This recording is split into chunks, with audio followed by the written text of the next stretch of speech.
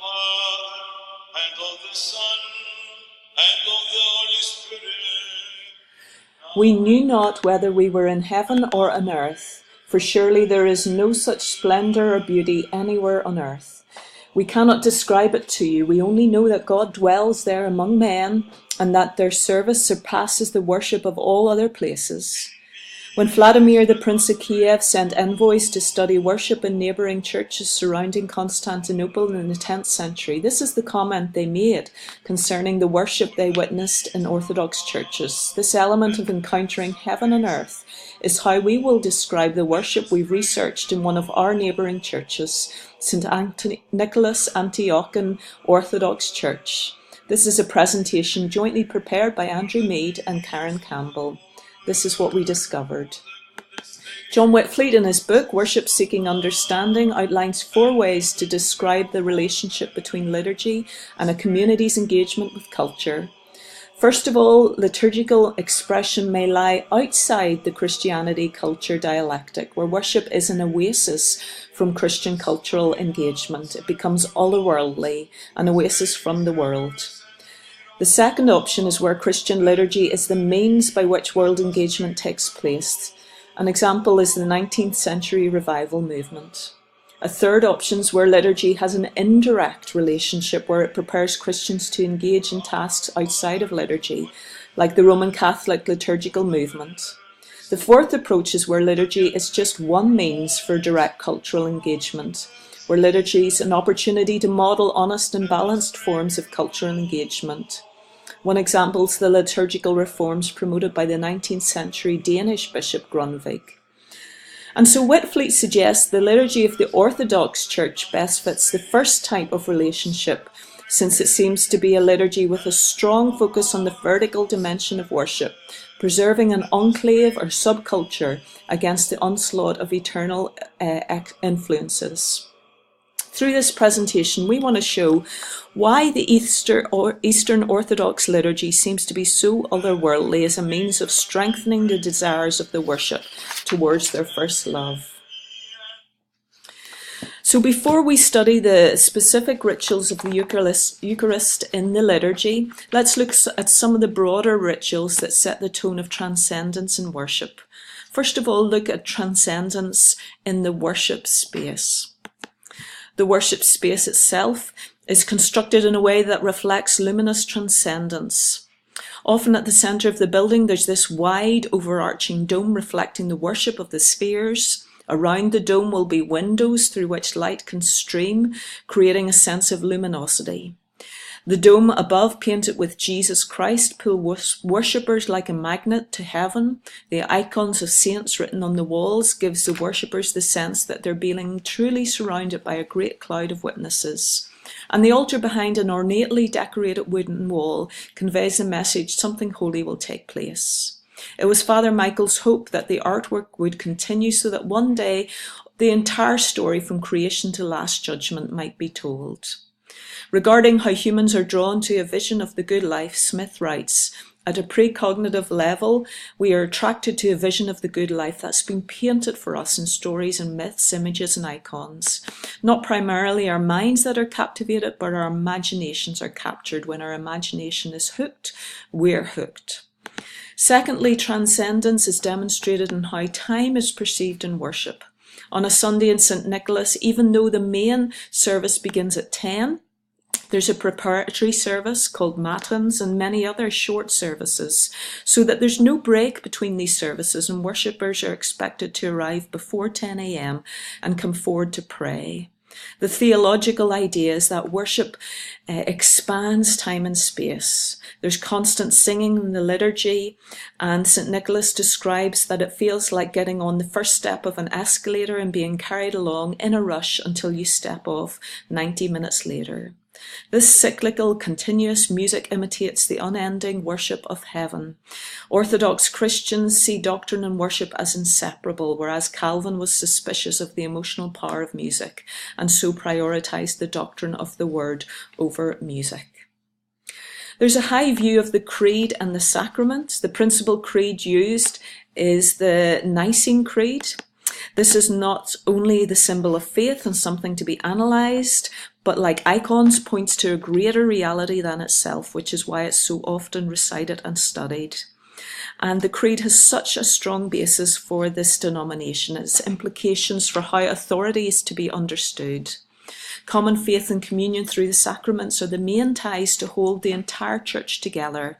This is in contrast to Roman Catholicism. There's no need for a human head of the church, since it's communion that holds the churches together. This also comes through in the worship space, where the communion narthex is at the front and centre, whereas the preaching is to the side. There's a seat at the lectern. Father Michael notes that the homily rarely goes over 15 minutes, so there's not a strong emphasis on the preaching. Father Michael also made a comment that John Chrysostom believed preaching should happen from a seated stance, since this denotes authority. This is often at odds with Western culture, where a leader would be standing to speak publicly.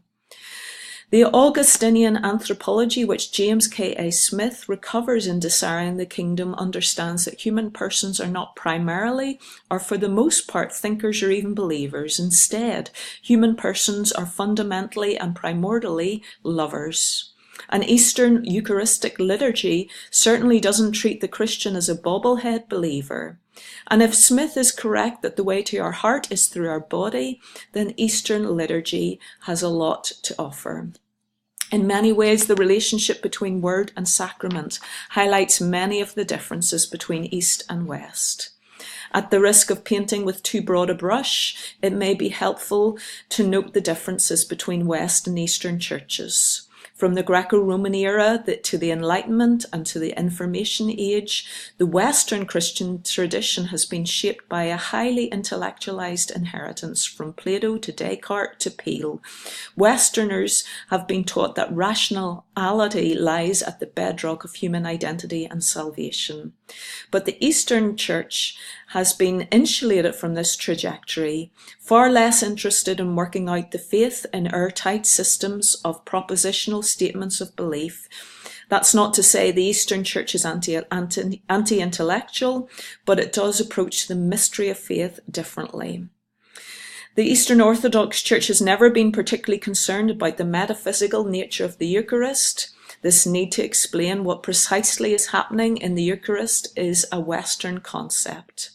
This difference is observable in the divine liturgy of the Eastern Orthodox Church. There's not a strong emphasis on the preaching and teaching, as we said before. The pull of the liturgy is more toward the embodied and transcendent experience of partaking in the Eucharist.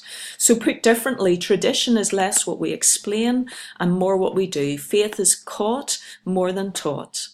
So what kind of faith would be caught when participating in the Eucharist at St. Nicholas? The worshipper would catch strong ties to the historical early church. The word orthodox itself means right belief and right glory. And this is seen in how the Eucharistic table is present. In contrast to the Protestant table, which is plain and bare, this table is ornate. There's elements of Old Testament temple worship here. At the back of the table is the tabernacle where Eucharistic elements are preserved. In front of the table is placed the Bible, and under the Gospel is a folded piece of cloth depicting the burial of Christ. Beside the altar is the 7-branched candlestick, similar to the Old Testament tabernacles, and also beside the tabernacle is the cross. These elements represent the desire to stay true and close to the tradition of temple worship, and so there's a strong historical thread running through this worship practice, sometimes in contrast to Protestant contemporary worship. There's such a high view of the sacrament that the table is fenced. It's not open to anyone who's not an Orthodox believer. This restriction from common access is because the Church believes the Eucharist is the mystical union of believers with God and each other. The Eucharist opens a holy space where heaven overlaps with earth, where worshippers participate in a heavenly banquet of fellowship and communion with God. There is a very high boundary erected, not just between Orthodox believers and non-Orthodox believers, but also between the Church and the world. This is seen in how you prepare to take the Eucharist. There's a strong emphasis on self-examination. Confession is considered important in preparation. Also is fasting from meat, fish and dairy products on Wednesdays and Fridays, as well as more intensive periods 4 times a year. This might be because the Antiochian Orthodox tradition leans more heavily on the monastic tradition of the Christian East, rather than the Augustinian tradition upon which the Western Church is based. Even the way the bread is prepared suggests this high view. People are specially trained on how to make this bread, and there is a seal stamped on the bread. The priest consecrates the bread and cuts a piece of the seal out of the bread. This is called the lamb. During communion, Orthodox believers may go up to the altar and take a piece of the bread. For non-Orthodox friends as a sign of fellowship, but this bread is no longer the body of Christ.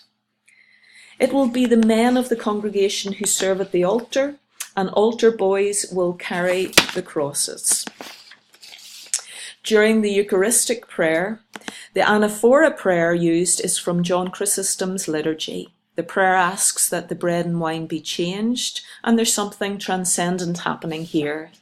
Nicholas Wolterstorff often describes Reformed worship as a liturgy of the ordinary, where ordinary vessels are used. This is seen in the prayer often used for the anaphora in Reformed worship, which asks God to come by the Holy Spirit to set aside these elements of bread and wine from common use to special use. The mystical union into which worshippers are drawn is facilitated by so many various rituals. The priest is the primary human actor in this drama.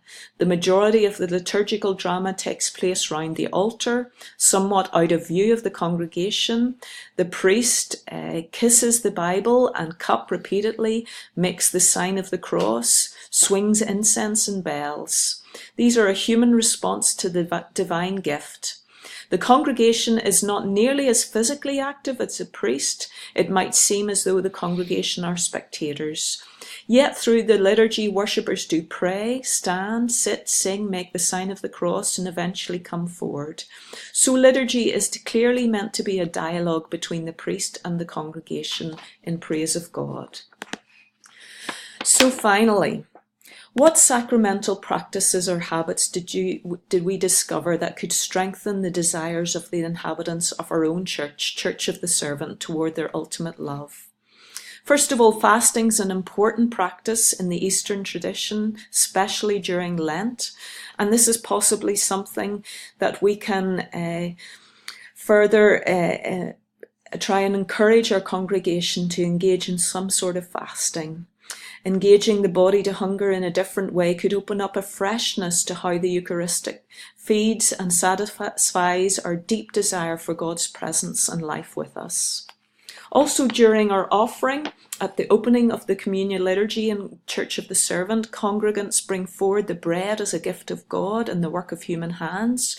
Perhaps at the opening of the word section, the Bible could be carried from the congregation to the pulpit as a symbolic act that the Word of God is also a divine gift.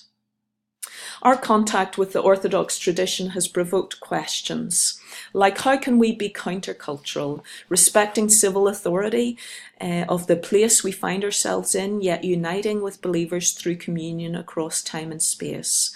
Also, how can we be more multicultural? St. Nicholas, even though it emanated from Constantinople legislation, each church was left free to decide which icons to use. So in St. Nicholas, there's a melting pot of saints from different countries ranging from Russia to Greece. These icons tell stories of faith from around the world. How can we, in our congregation, use global stories of faith and model this in a better way rather than focusing on Western voices? The one place where there seems to be the most ambivalence is how to contextualize worship. At times, culture, history, and liturgy are unduly separated in St. Nicholas. There seems to be ambivalence about whether the legislation of Christianity through Constantinople was seen as beneficial or detrimental. All these questions show the uneasy relationship between church and state. Just finally, Church of the Servant has long valued the role of art in the Christian life and worshipper. Nevertheless, we believe there's a deep-seated Protestant suspicion of images in worship. It's worth considering how we might dip our toes into a bit more imagery in worship, because we were both taken by the beauty and mystery of the sacred in the worship space of St. Nicholas. beauty of heaven and earth.